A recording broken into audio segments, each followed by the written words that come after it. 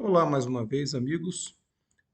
Hoje nós vamos falar, neste episódio, sobre fontes de informação terapêutica para o profissional de saúde, né?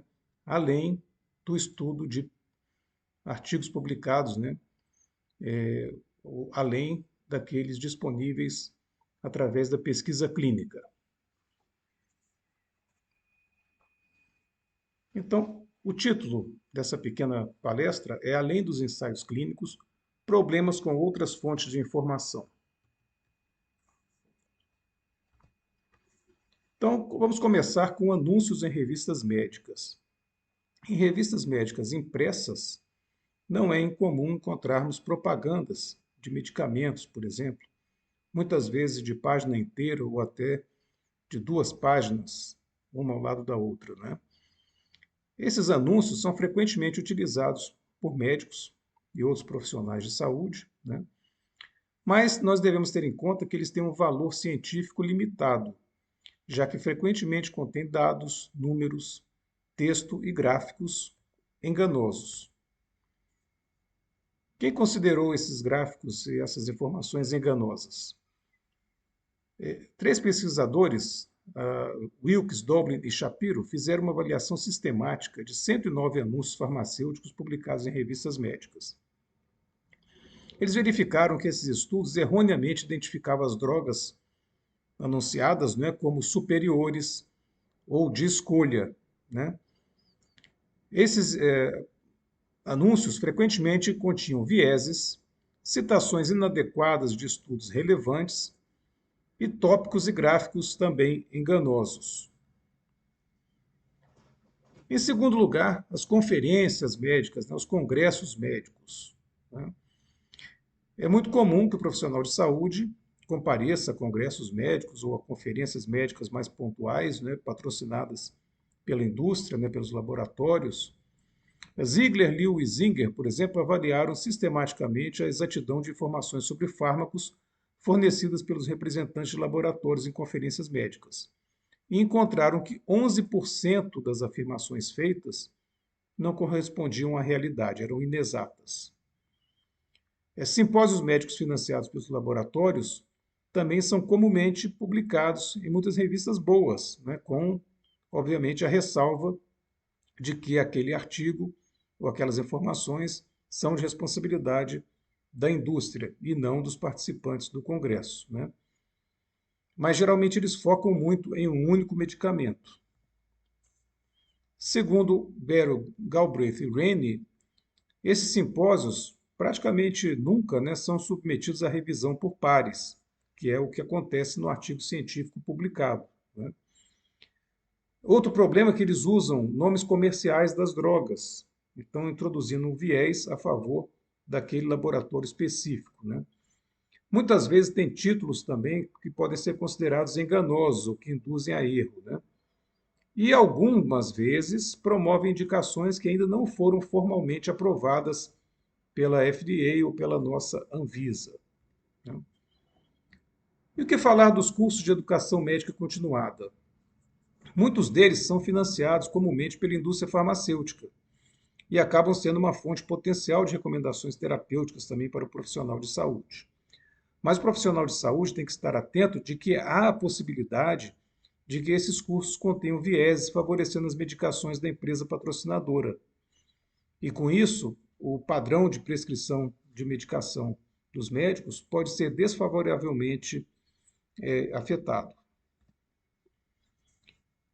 E os consensos de especialistas? Os consensos de especialistas, que são as guidelines, né, são muito utilizadas, muitas vezes são até confundidas com a própria medicina baseada em evidências, né?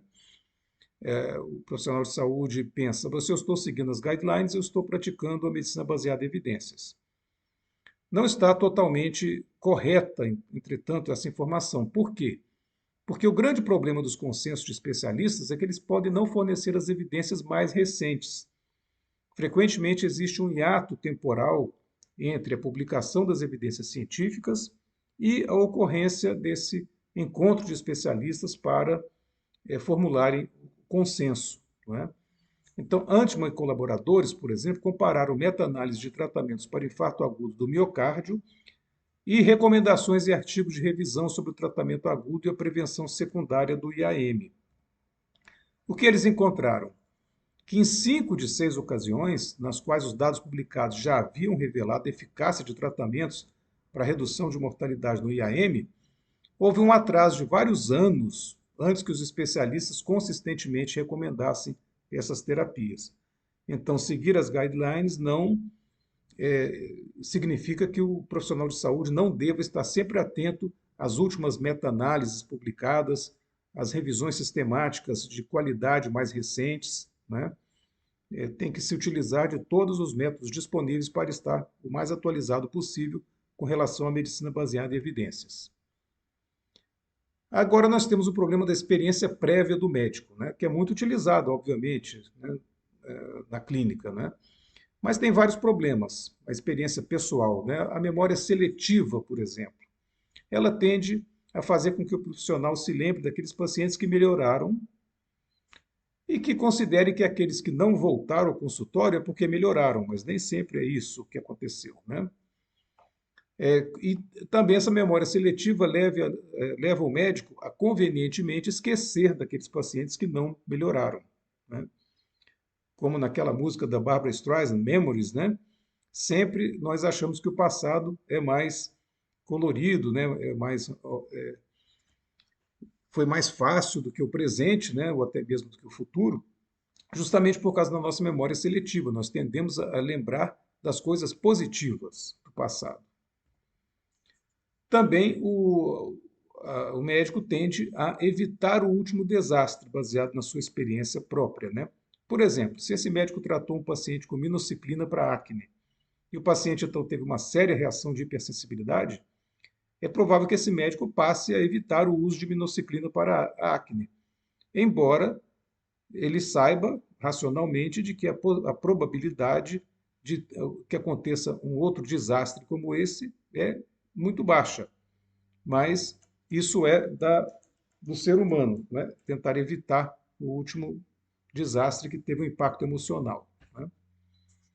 Além disso, poucos médicos mantêm registros adequados, facilmente consultados, dos resultados dos tratamentos. E poucos médicos tentam rastrear os pacientes perdidos para o follow-up, né? E, por último, um único médico vê muito poucos pacientes comparativamente à experiência mundial da literatura, obviamente, não é? E com relação à FDA e outras agências controladoras, inclusive a nossa Anvisa, né? Qual é o papel dessas agências? Como elas influenciam também o nosso padrão de prescrição? Elas têm o papel primordial de assegurar que as drogas sejam eficazes para as indicações da bula, tenham benefícios que superem os riscos, sejam de alta qualidade e tenham orientações de uso completas e honestamente comunicadas pelo fabricante. Mas a Anvisa e a FDA têm algumas limitações também, né? Algumas medicações e procedimentos, por vezes, são aprovados com base em um único ensaio clínico multicêntrico controlado, que depois se revela ter sido pouca evidência, né? Sempre existem pressões da indústria, de alguns governos nacionais, né, para facilitar e agilizar o processo de introdução de novas drogas, aparelhos e agentes biológicos. E também, após aprovação, muitas drogas passam a ser amplamente utilizadas pelos médicos, pelos profissionais de saúde, já que foram aprovadas pela agência reguladora, né? Mas passam a utilizar para outras indicações diferentes daquela prevista, não é? Em conclusão, a responsabilidade para determinar as indicações, a segurança e a eficácia dos fármacos é do médico prescritor, né? E os ensaios clínicos controlados, bem desenhados, ainda são a melhor forma de determinar os melhores tratamentos para o seu paciente.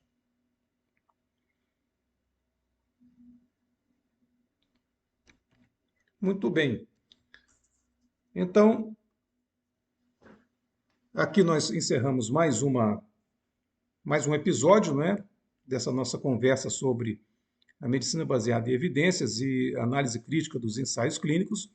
Lembrando novamente a vocês que no meu livro recém-publicado, nós temos então mais informações sobre esse tema tão interessante para o profissional de saúde. E com isso, me despeço desse episódio e em breve estaremos postando mais um para a nossa sequência, nossa pequena coleção de episódios focando sempre nesse tema de medicina baseada em evidências. Muito obrigado pela atenção de vocês e um abraço.